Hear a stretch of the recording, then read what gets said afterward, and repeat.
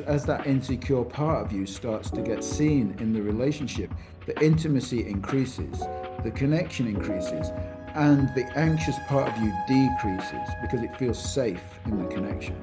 So there's this increase in intimacy, there's this decrease in anxiety, and then there's more trust that grows, out of that. Hey, I'm Jen, host of the Open Bedroom podcast, where you'll find topics of sex, dating, relationships, non-monogamy, and more. I'm glad you're here. Let's dive in. Back to the Open Bedroom podcast. Today I have Jason Shires on. He's a certified psychotherapist and transformation coach who's been working with addictions and mental health for over 25 years. He has a personal story of addiction and mental health struggles spanning 4 decades from both sides of the fence of being a service user and professional. Jason was first diagnosed and medicated at 9 years old, and then a long battle with addictions and mental health commenced through to developing his own treatment program that is groundbreaking in its approach to mental health and addiction.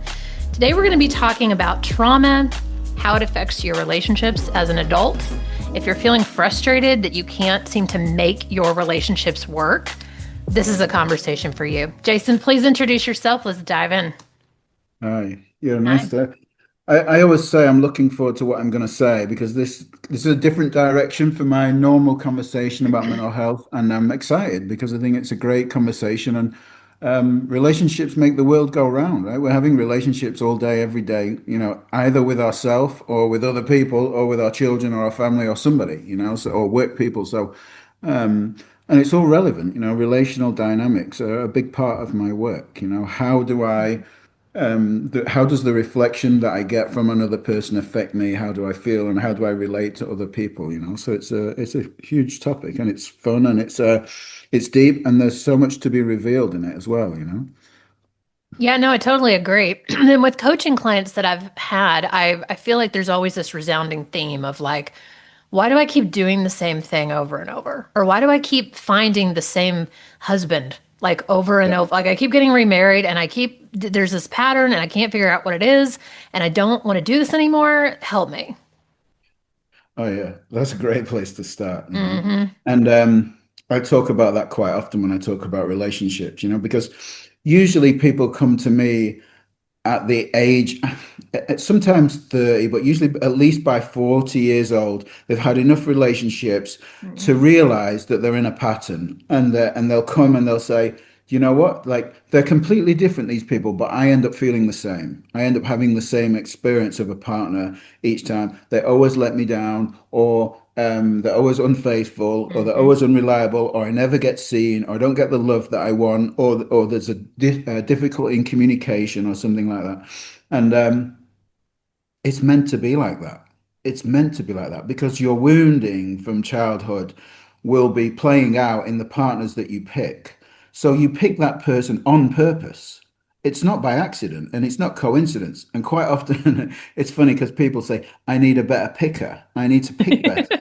And you'll know this for yourself, right? Their shopping list of criteria Oh gets yeah. stronger, and it gets more intense, and they become more rigid, and they as they get older, right? People start getting more stronger about these points. Oh, I've got to pick better next time. I've got to wait longer and check out all these credentials and make sure they're not this and make sure they're not that. That's going in the wrong direction. You're going to keep getting that person no matter what, unless you look inwardly.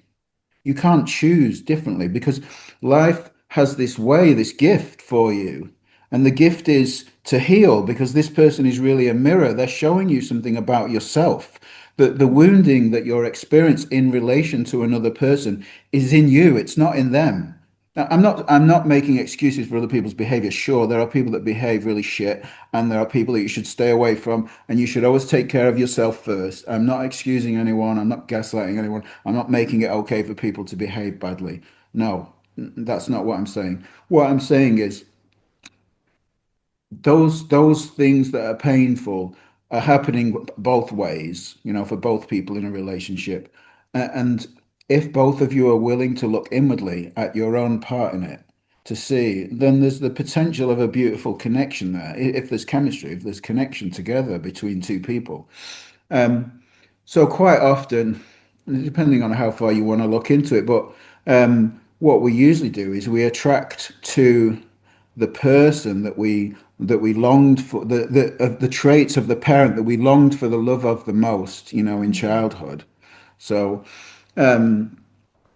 for me, in my own experience, I had no parents really. I lost one physically and I lost the other one emotionally because of the physical loss of the other one. So my childhood was very much work it out for yourself. But because the loss of my dad being killed was such a catastrophic kind of experience, I made an unconscious decision that love was not safe, and then spent my life chasing unavailable people that were not capable of loving me because I didn't want, it's not that I longed for love, but my body, my physical and somatic experience, part of the connection, part of the divine connection when you get a masculine and feminine together, was not willing to go there because it was too scary. So I picked people who are incapable of love. I longed for it. I chased it. I picked unavailable people. I let myself be abused emotionally and mentally by people that didn't care for me and couldn't see me, because that was safer than love. Love was really unsafe because of the traumatic childhood experience that I had. So it took me a lot of years of looking at myself and being willing to go inwardly and to really face myself, to face the fear in myself of being loved. And that's quite often a place that people don't want to go. They don't want to go there. They want to stay in this desperately seeking the right person. And you have to be the right person. You can't find the right person. The only way is to be the right person yourself. And by that, I mean your relationship with yourself is the most important, and your outward relationships will always be a direct reflection of the relationship you have with yourself. I wonder how many people are listening to this and they're like, this feels really esoteric. However, it's also really interesting. So, like, I'm in this mom group on Facebook. They're all like 60,000 local moms. And oh my God, there is just like post after post after post after post of single women going, there are no men. There are no available amazing men anymore. They're all gone. We have to leave the area to find these great men. And I live in Northwest Arkansas, which you probably have no idea where this is, but it's home of Walmart, home of Tyson Chicken, like a very affluent location in the United States.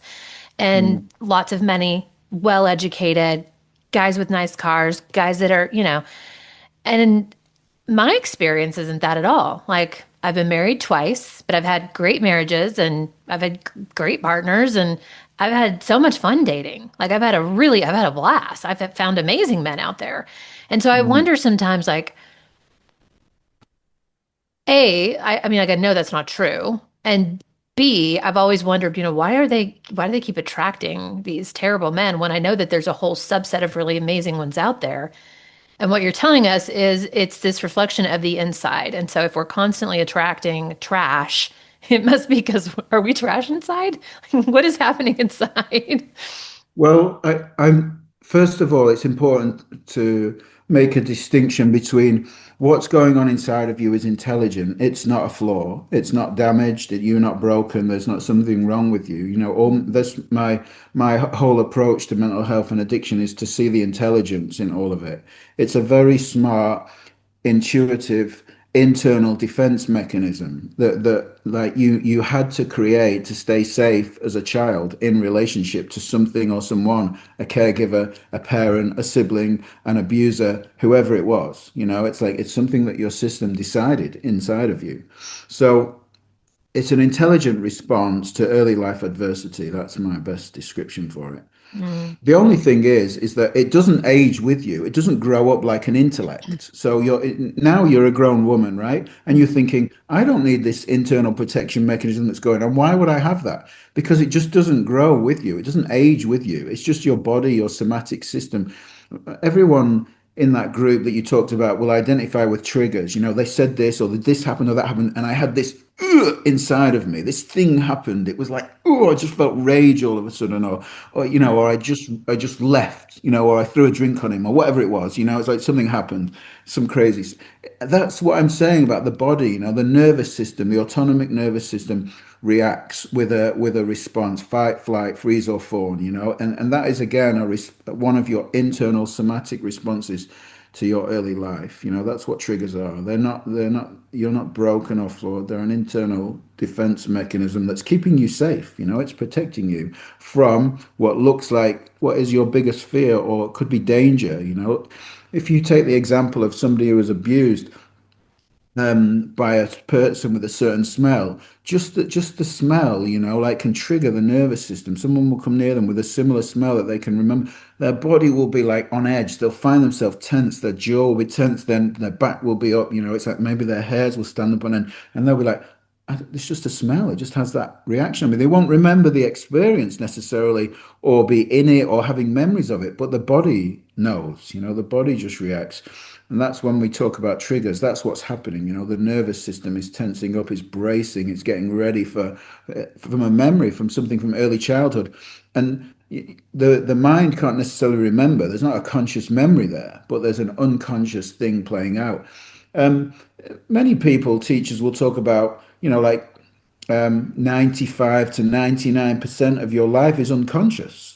Mm. It's completely playing out unconsciously. And if you're not sure about that, just think about the last time you got in a car and drove somewhere. Like, how many times did you turn on the indicators? How many times did you press the brakes?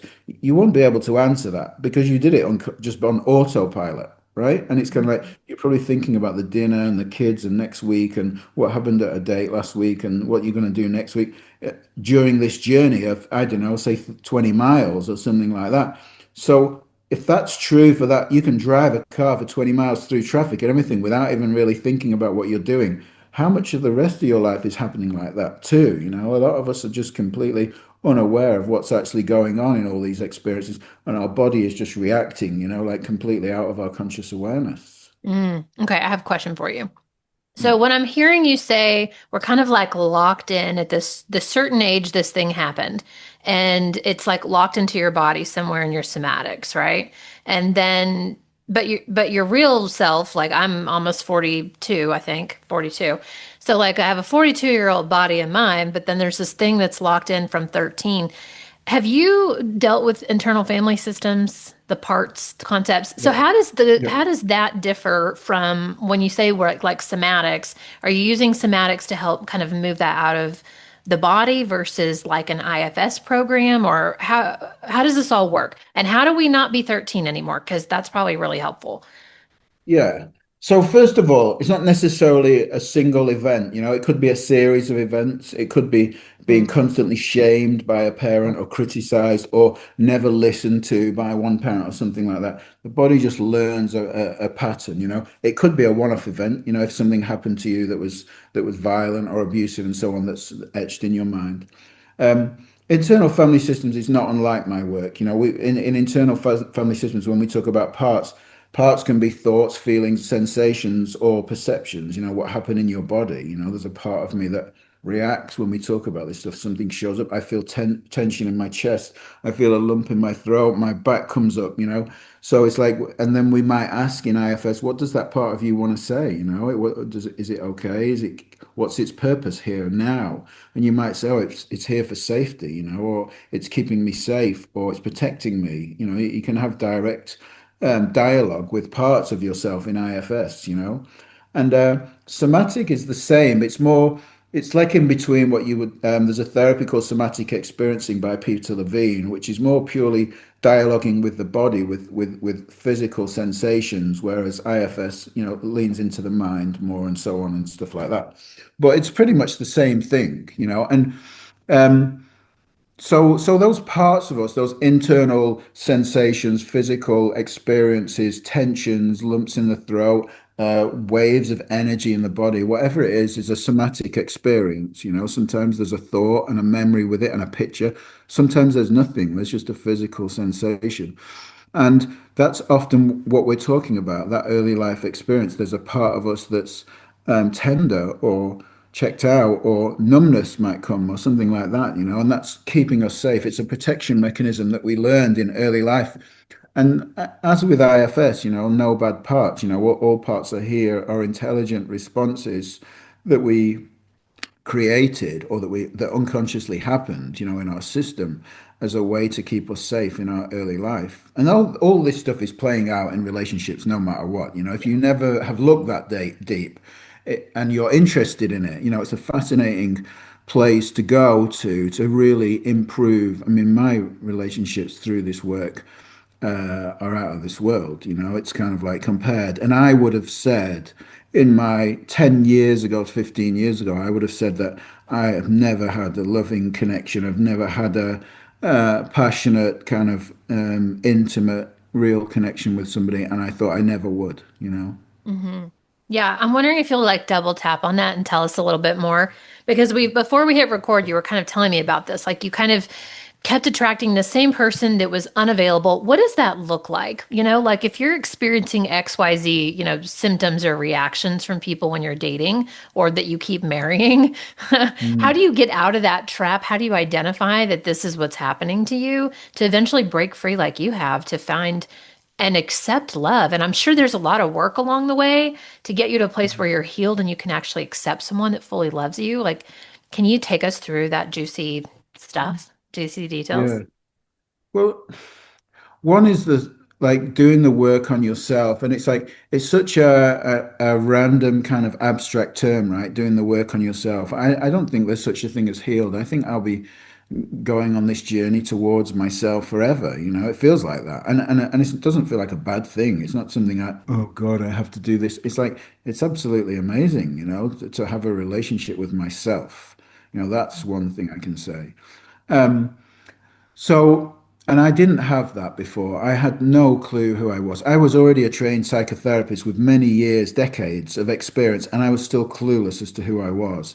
And this is why I created my own process, because I think a lot of traditional psychodynamic, cognitive, and person-centered based therapies don't really touch on trauma stuff or IFS or parts or somatic work. Mhm. And even I was qualified and seeing clients for long periods of time in mental health, and I was clueless who I was. I was clueless of my internal world. I was clueless why I was in dysfunctional relationship and seeking other relationships while I was in a relationship. I didn't know. I just couldn't stop doing it. Like, what was your aha moment? How did you know? I knew because I feel touched talking about it. I knew because somebody showed up that I fell in love with after one phone call, and it was like, and I knew when I met her that she was going to be where I was going next, and that she was going to be my next relationship. I knew that there was something very special between us, and we only met on video, and I just knew it was like, it was just this unexplainable thing um, Hmm. that I had to move towards. I had to move towards it. It was like there was no choice. There was no, is this, should I? I knew I was leaving my relationship that was loveless. I knew this was what's, she lived in another country. I didn't know how it would work. I didn't know anything like that, but I just knew, it was like, and uh, it was so chaotic at first because it was very beautiful. Our connection was so amazing. We used to sit on the phone for hours and hours and hours, just on video call in other countries every day. And I was like thinking, what is going on here? Like what is going on? But there was even silence between us for hours, and it was just very beautiful.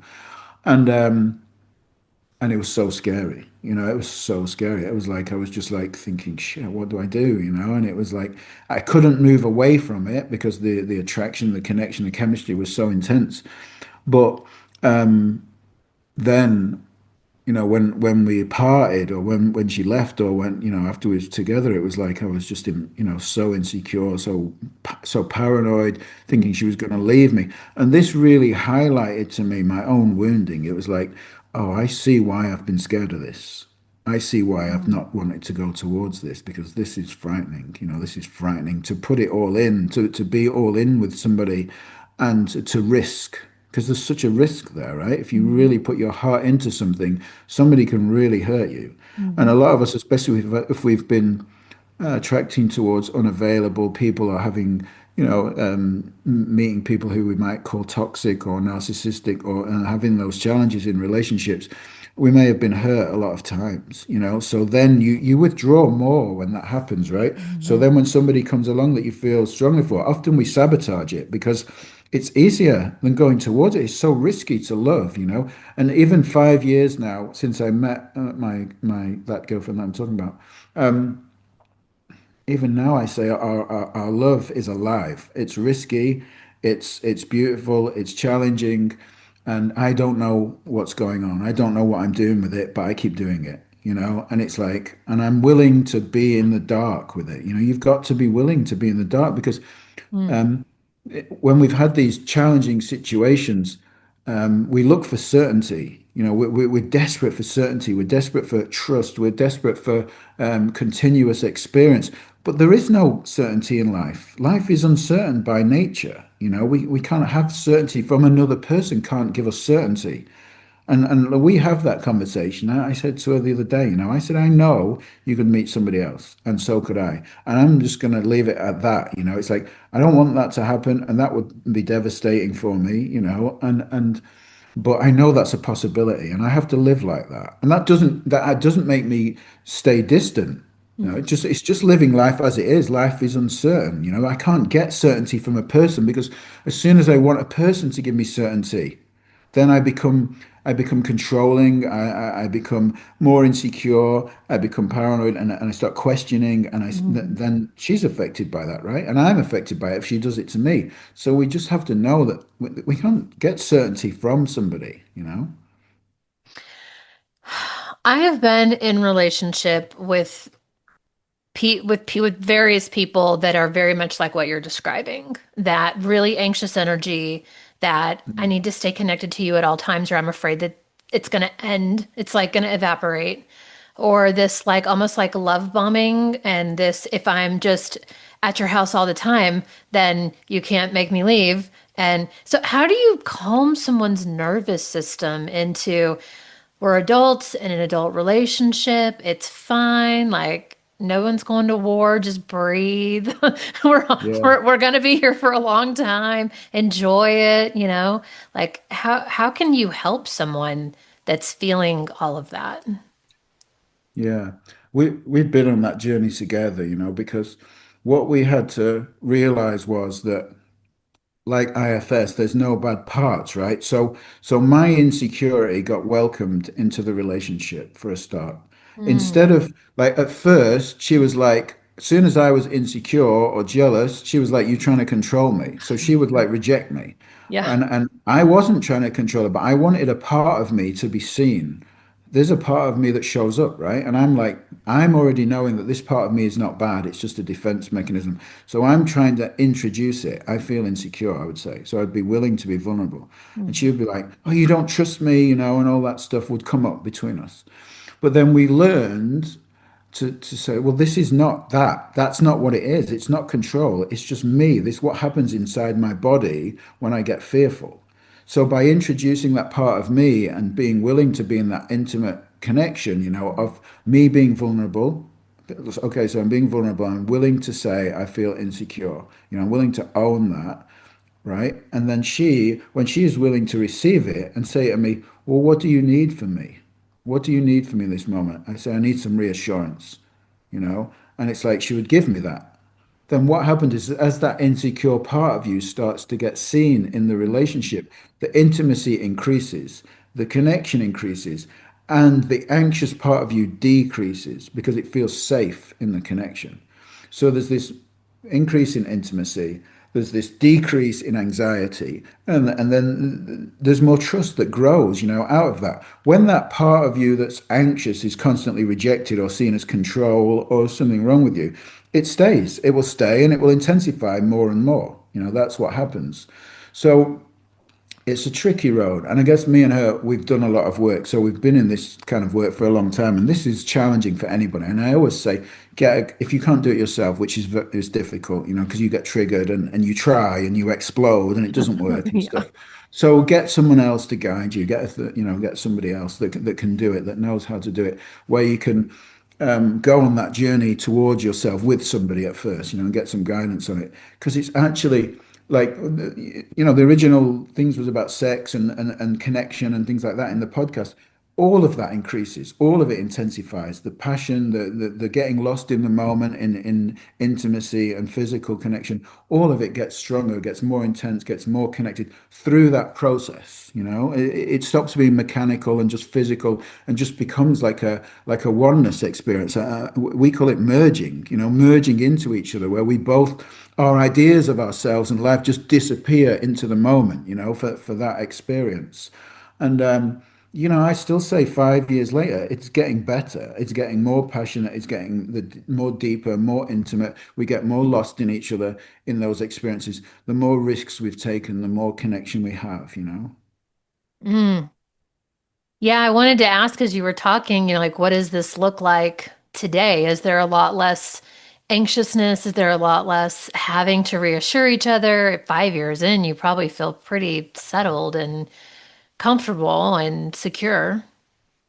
No, I don't see life like that. It's like I see that security and being settled in is death, it's death Hmm. of life. It's like it's aliveness. There is like security for me is personal, right? My security comes from the fact that I know I'm okay with or without her. Right. And her security comes for her for knowing that she's okay with or without me. Therefore, we don't need to get it from each other.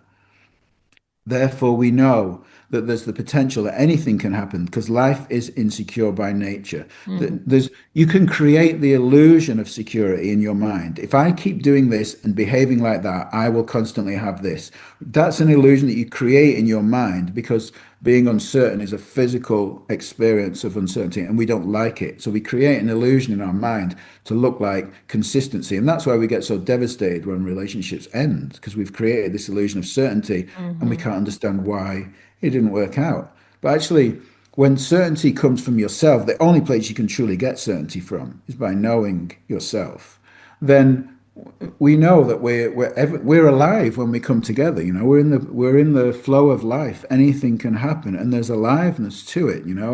I listened to one particular spiritual teacher that says, certainty is death. It really is. It's like there is no certainty in life. You can't get certainty from things. Things meaning anything outside yourself, including people, including jobs, including money, all the places that people look for certainty.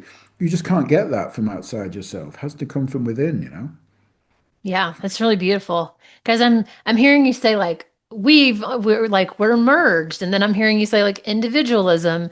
And what I think is cool about having both of those is you gain this really interesting perspective where you can say, I know that's my wounding acting up. Like it may never go away. I'm always going to be afraid to fully embrace love or fully Yeah. embrace whatever because Yeah. of the way I was treated as a child or brought up or patterned or whatever.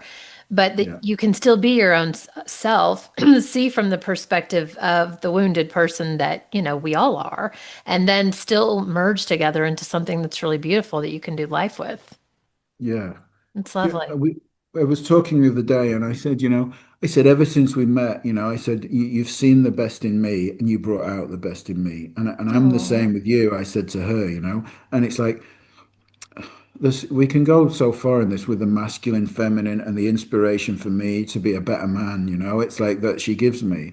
It's like because she's always inspired me to be better, because she's so feminine and so open. And it's like, and that just makes me be more masculine. I would just want to take care of her, not like as a thing that I have to do because that's what men do, but I feel that strong fucking desire to do it. It's like so important to me because what she gives me is so important for me. It just inspires me to be better in the world. So there's this dynamic that's created between us. And even when she has her off moments and she gets all stressy and funny and stuff, or I have mine, it's like, I don't see that. I just look beyond. I know her beyond that. It's like we know each other beyond that. So there's, um, I don't take too much notice of that thing that shows up. I'm like, oh, what's going on now? It's kind of like, because I just know her, I know her heart, I know who she is. And that's the beauty of like all this work that we've done. We don't have to, it's not about being perfect or getting it all settled or all right or to be smooth all the time. It's like the ability to ride the waves more gracefully. That's what it's given us, you know? That's so beautiful. I actually just saw a post this morning that my sex and relationship coaching mentor posted, and she was talking about she's very much into feminine is the leader. They're the love leader of their relationship, and the Mm, masculine holds the container for all of it. And so she was talking about the other day her husband was he was not having a good day. He was like kind of being in his bitchy feminine. He was whining mm, about shit. And she was just like, this is so unattractive. Like I am not turned on in any way when I hear you whining like a little girl. And they had a scheduled sex date at lunch that day. And she was like, I got on my knees. Like I got on my mm, knees and I got into my feminine and I let him rule the show and step into his masculine, and it flipped him back right where he needed to be, and it allowed me to soften because my masculine wanted to step up and be like, look mm. dude, get it together because I don't like this, you know. And she was like, Yeah. without any words, without any having to have 500 discussions and process fucking everything, she was like, I just got on my knees and sunk to them and I let him lead, and it was beautiful. Mm. So I don't know. I feel like I keep seeing a lot of themes about masculine and feminine, and how to, how to kind of stay in your own lane to have like a happy, beautiful life. Yeah. Well, I agree. I think the feminine kind of um opens, and it's kind of like, and it invites me and it's Hmm. kind of it inspires me, to be more. And it's like that seems to be a huge part of our connection, It's like I've really felt like I've stepped up as a man, like j just by the very fact that I've known her, it's called me to do that, to be that, to be more like my expression in the world, my work, my what I'm putting out there, my content, it's like is alive. It's beautiful, and it's like it's I really don't care, It's kind of like about anything else or anyone else, as long as she's proud of me and she sees me, it's kind of like it inspires me to put out more into the world and to do better and to um I'm lost for words. Um I know I feel like we all need a moment like you had, right? Where you meet this person who obviously was placed in your life to be this big change, to be this wake-up call that yeah. shifted you out of this trauma and allowed you to be able to see what it was and then kind of figure that out for yourself. We haven't talked at all about addiction. Like how is Yeah. that important in this conversation?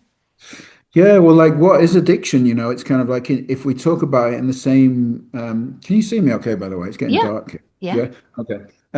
If we talk about it in the same way, like we said, there's no bad parts. Everything is a Mm. defense mechanism. So addiction is if you want an abandonment of self, it's kind of like being me is too difficult.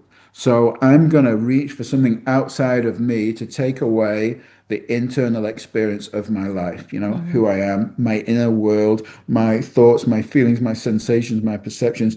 They're all, and I don't like them. So when I reach for something, when I take a drink or when I watch porn or when I gamble or whatever it is that I do, I'm not me anymore for a moment. It goes away and I get Mm. ease and comfort from myself. So addiction is an intelligent response to internal adversity too. It's just another level on that spectrum of escapism, from self. Okay. So, and some people they go on that journey and they keep going. They keep escaping themselves, forever. So even then, when you're with a person with an addiction in a relationship, they're not there.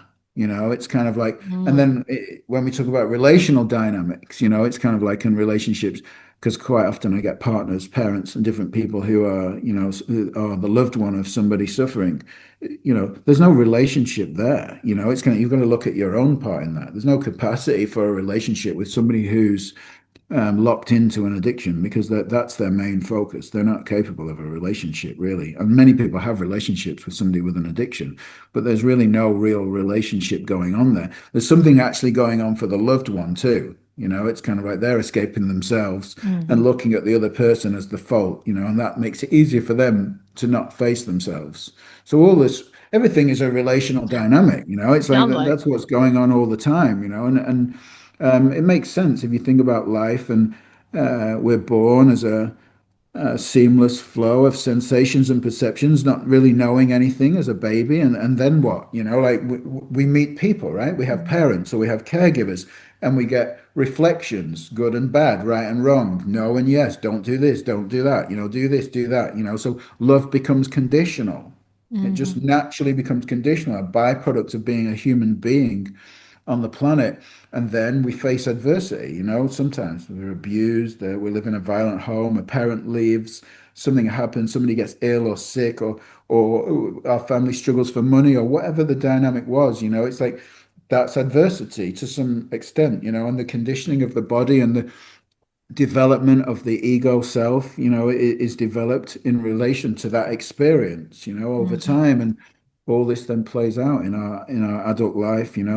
For my early life was extreme and addiction, escape from myself into the mental health system, into prisons and institutions and psychiatric wards, and a lot of darkness and a lot of chaos, and a lot of oblivion, like as an attempt to avoid myself, to avoid feeling anything, the grief, the internal loss, the aloneness, the darkness that I had. I just didn't want to face it. Mm. Can I ask you what you think about marijuana, especially like regular usage? Like, Is in it what is it is respect? it like is it considered something like a substance that you're abusing, or do you view it as something else? Are you escaping into oblivion? I'm Well, curious. you can escape in anything. You can escape in money or sex or pornography or gambling or drugs or alcohol or driving fast cars. Whatever it is, it Yeah. doesn't matter. Anything can be used if it gives you an escape from yourself. Now, yeah, some people use marijuana in an addictive way as an escape from themselves, but in other people use it for somatic connection to themselves. It's even used in therapies, started to be used in therapies when life becomes too painful in the somatic, like in the body, in the nervous system reaction. People often disconnect and dissociate, so they live in their head. They're very Hmm. thought based. They overthink a lot. Everything you ask them, they'll speak quickly. They'll never really consider. They've basically dissociated from their whole nervous system, using their head. And cannabis is used a lot to reconnect people with their somatic experience, Mm. in therapies these days. So is LSD, psilocybin, and MDMA, and all that different stuff, So uh, it can be used in a positive way, and it can also be used as an escapism as well. Thank you. Thank you for your response. I feel Yeah. like you've taken us on a really good journey. Like where we started, we were talking about how does trauma affect us as adults, and how can we identify that that's an issue that we need to deal with, we need to look at. If we keep this repetitive pattern of attracting the same guy, attracting the same behavior, and we're seeing this pattern, as you said, sometimes in our 40s, right? We wake up and we're like, oh my God, I keep like you're stuck in a Groundhog Day movie that won't stop, right? And then Yeah. you talked about some ways that we can work with our trauma to move on, and that you had this Yeah. aha moment with your girlfriend that was like, oh, I imagine it was some sort of like spiritual thing that happened. And then you were like, Yeah. okay, I can look at this now and I see clearly that this is a reflection of this, and this is why I've been acting out, and this is why I keep attracting the same person. And then you gave us this really beautiful taste of what it can be like when you look at your trauma and you start to Yeah. deal with it and you start to allow love in and you start to have years in a relationship with someone that's healthy and that can hold your trauma with you. You said Yeah. invite insecurity, and I thought that was really beautiful. I wrote that down. Somebody that could Yeah. invite your insecurities. Yeah.